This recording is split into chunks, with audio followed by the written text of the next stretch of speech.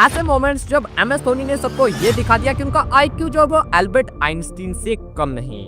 I agree. Number 10, ऐसा कहा जाता है कि क्रिकेट ग्राउंड पर जो विकेट कीपर होता है उसे फील्डिंग एंगल सबसे अच्छे से पता होते हैं और वो फील्डर्स को बिल्कुल सही पोजीशन पर खड़ा कर सकता है। लेकिन भाई MS धोनी एक ऐसे विकेट कीपर थे जिनकी इस मामले में सिक्स्थ सेंस भी काम करती थी, क्योंकि धोनी ने कई बार फील्ड पोजीशन के चलते पूरे मैच को बदला है और ऐसा ही कुछ IPL के इस मैच में भी हुआ। CSK और MI का मैच था जिसमें कायरन पोलार्ड ने सामने की तरफ एक छक्का जड़ा और फिर धोनी ने पोलार्ड के सामने एक ऐसी जगह फील्डर को खड़ा कर दिया जहां आप यूजुअली फील्डर को कभी नहीं देखते। धोनी ने शिवम दुबे को बिल्कुल पोलार्ड के नाक के सामने स्ट्रेट बाउंड्री पर खड़ा कर दिया और पोलार्ड को चैलेंज करा कि चलो अब इस फील्डर को टपा कर दिखाओ। पोलार्ड ने भी इस चैलेंज को एक्सेप्ट कर लिया और उस फील्ड को टपाने की कोशिश में सीधा उस फील्डर के हाथों कैच दे बैठे। लिटरली भाई उस फील्डर को 1 इंच भी आगे या पीछे नहीं होना पड़ा और पोलार्ड को धोनी के बिछाई इस जाल में फंसकर वापस जाना पड़ा।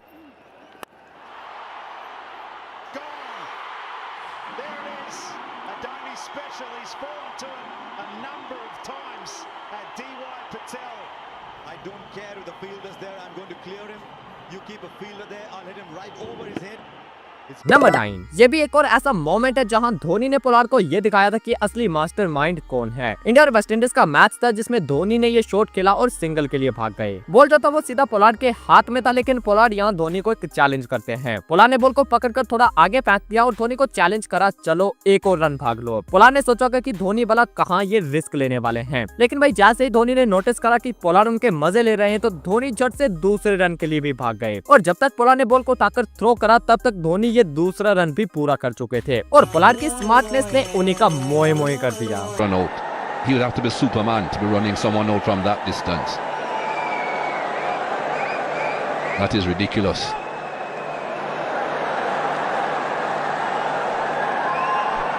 The throw didn't suggest that he was looking for a run out, was it? It was lobbed up in the air. भाई एक बात तो आप भी मानोगे कि रन लेते हुए MS धोनी की स्पीड को कोई भी मैच नहीं कर सकता था, क्योंकि जहाँ सिंगल होता था वहाँ धोनी डबल भाग लेते थे और जहाँ डबल होता था वहाँ कभी कभी ट्रिपल और कभी कभी जहाँ रन होता भी नहीं था वहाँ भी ये कहीं न कहीं से रन निकाल लेते थे। और ऐसा ही एक मोमेंट ये भी है। इंडिया और इंग्लैंड का मैच था और धोनी ने ऐसी जगह दुक्का भाग लिया जहाँ एक रन भी लेना मुश्किल था। जिमी एंडरसन की बॉल धोनी के पैर से टकराकर सीधा विकेट कीपर के हाथ में चली गई और विकेट कीपर ने बॉल को पकड़कर सीधा स्टंप्स पर थ्रो कर दिया। अभी तक तो धोनी ने रन लेने का सोचा नहीं था, लेकिन जैसे ही कीपर ने डायरेक्ट हिट मारी तो धोनी को सिंगल लेने का मौका मिल गया और उन्होंने सिंगल भाग लिया। अब बॉल जो था वो विकेट के पास ही रुका था, लेकिन विकेट कीपर अभी तक वहीं लेटा था और बॉलर जिमी एंडरसन वापस अपने रन अप की तरफ बढ़ने लगे थे और ये देखकर धोनी ने यहीं से दूसरा रन भी भाग लिया, क्योंकि जो बेल्स थी वो पहले से गिर चुकी थी और अब उन्हें रन आउट करने के लिए कीपर को स्टंप्स निकालने पड़ते और बस धोनी ने ये सारी कैलकुलेशंस करके झट से दूसरा रन भी पूरा कर लिया और जहाँ एक रन भी नहीं था वहाँ 2 रन आ गए।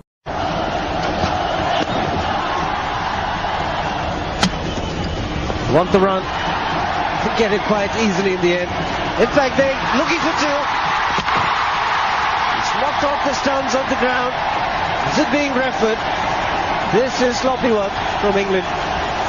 नंबर 8, DRS का मतलब होता है डिसीजन रिव्यू सिस्टम, लेकिन जो असली क्रिकेट फैंस हैं उनके लिए DRS का जो एक्चुअल मीनिंग था वो था धोनी रिव्यू सिस्टम। और ऐसा क्यों वो आप यहाँ देखो। इंडिया और इंग्लैंड के इस मैच में युवराज सिंह इस बाहर की बॉल को रीच करते हैं, लेकिन वो बॉल तक पहुंच नहीं पाते और बॉल कीपर पकड़ लेता है। अब कीपर और बॉलर कैच की अपील करते हैं और अंपायर आउट भी दे देता है, लेकिन नॉन स्ट्राइकर एंड पर खड़े धोनी की नजर ने यह साफ देख लिया था कि युवराज सिंह का बैट बॉल से नहीं बल्कि जमीन से टकराया था और धोनी ने युवराज से भी पहले DRS का इशारा कर दिया एंड रिप्ले में भी वही देखा गया जो कि धोनी ने देखा था। इसके बाद ये वाला मोमेंट देखो, शार्दुल ठाकुर की ये बॉल श्रीलंका के डिक वेला को छूती हुई सीधा धोनी के पास जाती है। अब इस बॉल पर धोनी अकेले अपील करते हैं क्योंकि सिर्फ उन्हें कुछ आवाज सुनाई देती है, लेकिन अंपायर उनकी इस अपील को इग्नोर तो करता ही है, साथ में इस बॉल को वाइड भी दे देता है। एंड अंपायर तो छोड़ो, उनके बाकी टीममेट्स भी धोनी की इस अपील में ज्यादा इंटरेस्ट नहीं दिखाते, लेकिन फिर भी धोनी सबको ये कहते हैं कि उन्हें कोई आवाज आई है और धोनी के कहने पर विराट कोहली DRS की मांग कर लेते हैं और फिर DRS में साफ पता चल जाता है कि बॉल जो है वो डिकवेला के ग्लव को छू कर गया था। They've all gone up together. Oh, he's called it a wide. I think it's come off the thigh pad, to be honest. There was just some sort of a deflection. They're all gathering. Oh, and he's gone for a DRS. Virat Kohli. Yeah, there is a mark on all tray. Just rock it one more time, rock back. One more time, go forward. Ravi on field now, please reverse your decision. Oh yes, Thakur strikes. अब ऐसा ही एक और moment है जहां धोनी अकेले appeal करते हैं और बाकी कोई भी उनका साथ नहीं देता है। ये मोमेंट है 2011 के वर्ल्ड कप का। युवराज सिंह की इस बॉल को आयरलैंड का ये बैटर आगे आकर डिफेंस करता है और बॉल उसके बैट और पैड के बीच में जाकर कहीं लगता है। MS धोनी तो इस बॉल पर LBW की अपील करते हैं, लेकिन बॉलर ज्यादा इंटरेस्ट नहीं लेते क्योंकि उन्हें लगता है कि शायद बॉल बैटर के बैट से लगा है। लेकिन धोनी खुद पर यकीन करते हुए इसे भी DRS कर लेते हैं एंड एक बार फिर से डिसीजन जो है वो धोनी के फेवर में जाता है। नंबर 7, आपने देखा होगा कि MS धोनी जो थे वो मैच के हर एक सेकंड में इन्वॉल्व रहते थे, चाहे विकेट के पीछे कीपिंग करते हुए हो या फिर बैटिंग करते हुए। मैच की सारी कैलकुलेशंस हमेशा धोनी के दिमाग में पहले से हो जाती थी और उन्हें कैप्टन कूल भी इसलिए कहा जाता था क्योंकि वो हाई प्रेशर सिचुएशंस में भी काफी कूल रहकर डिसीजन लेते थे। और उनकी इस कैलकुलेशन का छोटा सा एग्जांपल आप इस वीडियो में देखो। इंडिया और ऑस्ट्रेलिया का मैच था और इस मैच को जीतने के लिए इंडिया को लास्ट 5 गेंदों में 6 रन चाहिए थे। इंडिया के 3 खिलाड़ी आउट हो चुके थे और स्ट्राइक पर MS धोनी के साथ 98 पर बैटिंग कर रहे मनीष पांडे थे। अब लास्ट ओवर की दूसरी बॉल पर धोनी छक्का मारने के लिए जाते हैं, लेकिन मिस टाइम होने की वजह से वो फील्डर के हाथों कैच दे बैठते हैं। लेकिन आउट होते हुए भी धोनी ने ये दिखाया कि वो मैच के हर एक मोमेंट में कितने ज्यादा इन्वॉल्व रहते हैं, क्योंकि जब बॉल हवा में था तब MS धोनी मनीष पांडे को जल्दी भागने का इशारा करते हैं ताकि वो दोनों आधी पिच को क्रॉस कर लें और अगर धोनी आउट भी हो जाए तो स्ट्राइक पर नया खिलाड़ी नहीं बल्कि सेट हो चुके मनीष पांडे रहे। Now has he got enough on this one? He has it. Warner takes it in the deep. And I'll tell you right now, this is an unbelievable game of cricket.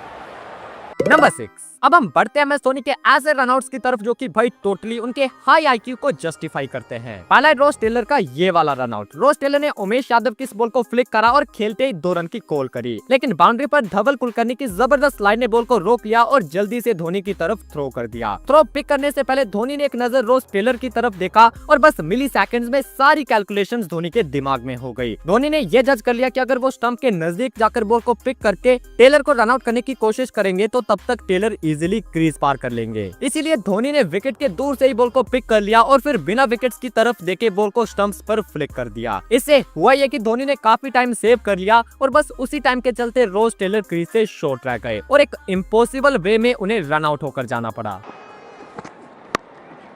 And that's heaved away on the onside. He'll find the fielder in the deep. And comes back for the second. Dhoni very, very quickly collects the ball and puts it back onto the stumps.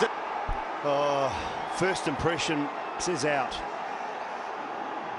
Brilliant work from Dhoni. अब इसी तरह का एक और runout याद आता है जब MS धोनी ने बिना स्टंप्स की तरफ देखे और बॉल को अपनी टांगों के बीच से फ्लिक करके बांग्लादेश के मुशफिकुर रहीम को भी रनआउट करा था। एंड देन MS धोनी का ये वाला रनआउट भी काफी स्पेशल था। युवराज की बॉल न्यूजीलैंड के जैकब वॉर्म के बैट से लगकर वहीं उनके सर पर खड़ी हो जाती है और विकेट्स के पीछे खड़े धोनी उस बॉल को पकड़ लेते हैं। अब यूं तो जैकब वॉर्म कैच आउट थे, लेकिन धोनी ने उन्हें एक बार फिर से आउट कर दिया क्योंकि कैच पकड़ने के बाद धोनी ने ये भी देख लिया कि जैकब वॉर्म अपनी क्रीज के बाहर चले गए हैं और धोनी ने अपील करने से पहले उन्हें रन आउट भी कर दिया ताकि जैकब वॉर्म अगर कैच आउट ना हो तो रन आउट तो वो हो ही चुके हैं। Now what's happened here? Is this caught? Is it stumped? It's some interest here from Dhoni. He thinks he's got him in some fashion, and he's been given. He's gone to sweep to get underway. Oh, he's caught. He's caught, but then what happened afterwards was out as well. So there is a double play. The result's the same. Number 5, MS Dhoni ने अपने पूरे career में ऐसे ऐसे decision लिए हैं जिसे ज्यादातर लोग हैरान हो जाते हैं कि भाई आखिर धोनी ने ऐसा क्यों किया। लेकिन जब उस डिसीजन का रिजल्ट आता है तब सभी यही कहते हैं कि इसके पीछे धोनी का मास्टरमाइंड था। और वैसा एक मास्टरमाइंड मोमेंट 2007 के T20 वर्ल्ड कप फाइनल में भी देखा गया था। जो मैच का आखिरी ओवर था उसमें पाकिस्तान को सिर्फ 13 रन चाहिए थे और इस ओवर को डालने के लिए 2 कैंडिडेट थे। एक थे जोगिंदर शर्मा और दूसरे थे हरभजन सिंह जो कि ज्यादा एक्सपीरियंस थे और हर कोई यही चाहता था कि धोनी इस लास्ट ओवर के लिए बॉल एक्सपीरियंस्ड भज्जी को ही दें। लेकिन धोनी ने सबके ऑपोजिट इस लास्ट ओवर के लिए बॉल जोगिंदर शर्मा को पकड़ा दी and rest is the history. Joginder Sharma की इस तीसरी बॉल पर मिसबॉलक ने स्कूप शॉट खेलने की गलती करी और पाकिस्तान 5 रन रहते ऑल आउट हो गई। नंबर 4, हमने ऐसा कई बार देखा है जब इंडिया मैच हार रही थी और MS धोनी ने आकर मैच को टोटली इंडिया के फेवर में लाकर खड़ा कर दिया हो और वैसा ही एक मैच ये भी था। साउथ अफ्रीका को जीतने के लिए सिर्फ 4 रन चाहिए थे, गेंदें बची थी 50 और अफ्रीका की अभी 2 विकेट्स बाकी शॉकिंग थी। और इस मोमेंट पर मास्टरमाइंड धोनी ने ऐसा चक्रव्यूह रचा कि अफ्रीका इन 4 रनों को भी बना नहीं पाई। धोनी ने पॉइंट और कवर के बीच 3 खिलाड़ियों को खड़ा कर दिया और फिर गेंदबाज को इशारा करा कि स्टंप्स के बाहर बॉलिंग करो। और जैसे ही बॉलर ने इस प्लान को फॉलो करा तो चौका मारने के लालच में मोनी मोरकल उसी फील्ड में खड़े यूसुफ पठान के हाथों कैच दे बैठे।